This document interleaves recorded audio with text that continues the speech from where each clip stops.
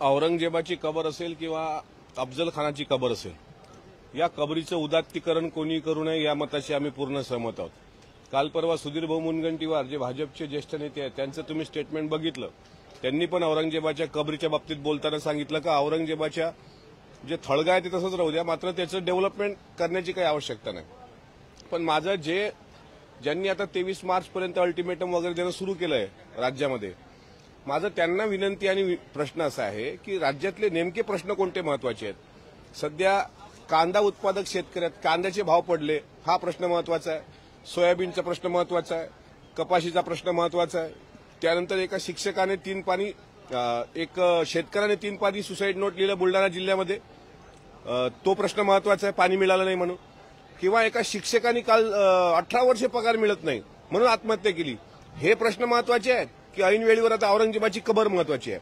दुसरं असं आहे, औरंगजेब ज्या ठिकाणी वार्धक्याने मेला ते ठिकाण म्हणजे भिंगार आणि त्याची कबर आहे खुलताबादला।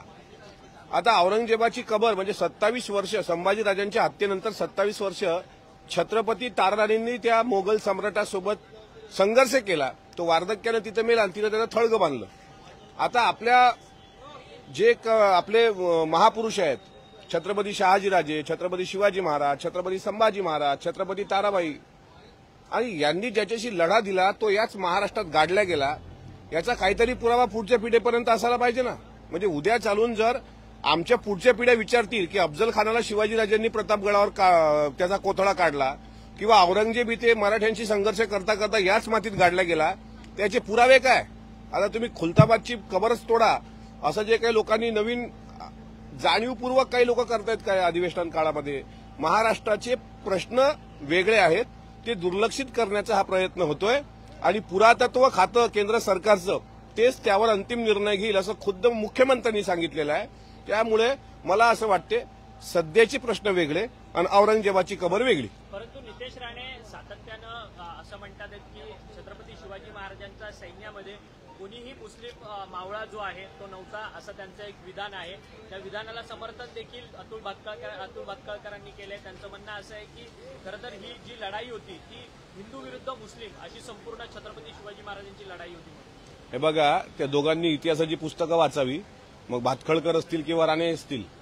शिवाजी महाराजांच्या इतिहासात मुस्लिम नव्हते असं जर ते म्हणतात, मग आता जुन्नरच्या वन विभागातलं एक पोस्टर जे मी ट्विटरला टाकलं त्यामध्ये मुस्लिम सैनिकाचा उल्लेख आहे।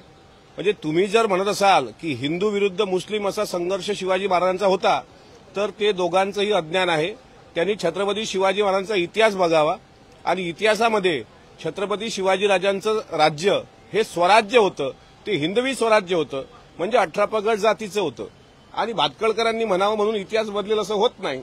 मदारी मेहतर होता ना शेवटी आग्र्याच्या नजरकैदेत शिवाजी महाराजांसोबत, त्यामुळे इतिहासाचा अभ्यास केल्याशिवाय बोलू नये, नाहीतर आपलंच तोंड आपणच पाजळून घेतोय असं त्याचा अर्थ होतो।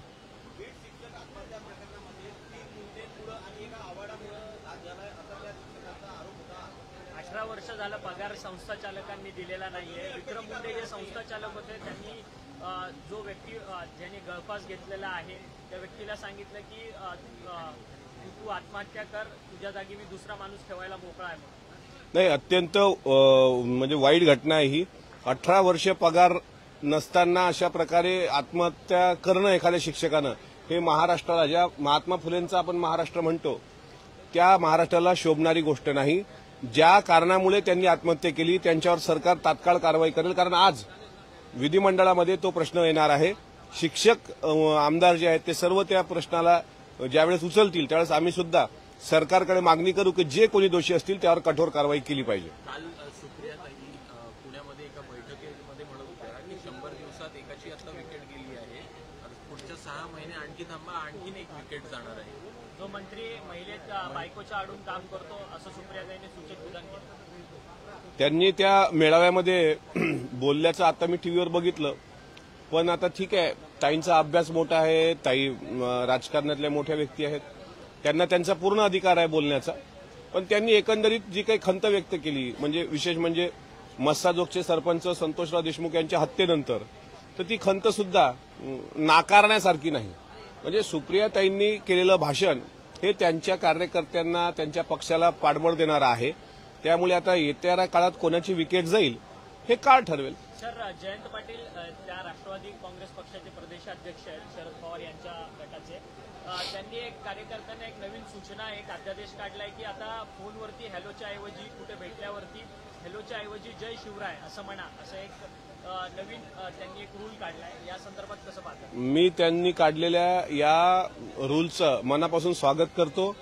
की पूर्वी बघा तुम्ही भारतीय जनता पार्टीमध्ये सुद्धा सुधीरभाऊ मुनगंटीवार यांनी एक परिपत्रक काढलं होतं अधिकृत की आता वंदे मातरम प्रत्येक यांनी म्हटलं पाहिजे.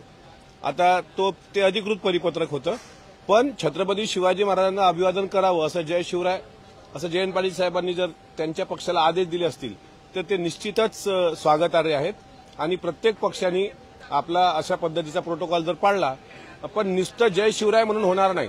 त्याकरता छत्रपती शिवाजी महाराजांना अपेक्षित स्वराज्य ते सुद्धा निर्माण करण्याकरता त्यांनी प्रयत्न केले पाहिजे.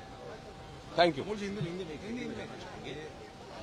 सामना में ये कहा गया है कि सरकार किस तरह से काम कर रही है, कहने को हिंदू तालिबान का जिक्र सामना में किया गया है. इस प्रकार से देखते आप, इससे पहले जो है भगवा आतंकवाद कहा गया था, लेकिन अब जो है हिंदू तालिबान जो एक नई टर्मिनोलॉजी वहीं की. देखिए, सामना एक पेपर है और सामना में क्या लिखना चाहिए वो उनके जो संपादक है उनका पूरा अधिकार रहता है. अब सामना सरकार के बारे में कैसा लिखेगा? अगर सामना महाविकास आघाड़ी के जैसा अगर सरकार रहता था या वो सरकार में होते थे तो सरकार की तरफदारी करते थे सामना में. लेकिन वो रोज ही उनके संजय राउत साहब सवेरे उठकर जिस तरीके से पत्रकारों से बातचीत करते, तो सामना से अपेक्षा ही नहीं हो सकती कि वो सरकार के बारे में अच्छा लिखे.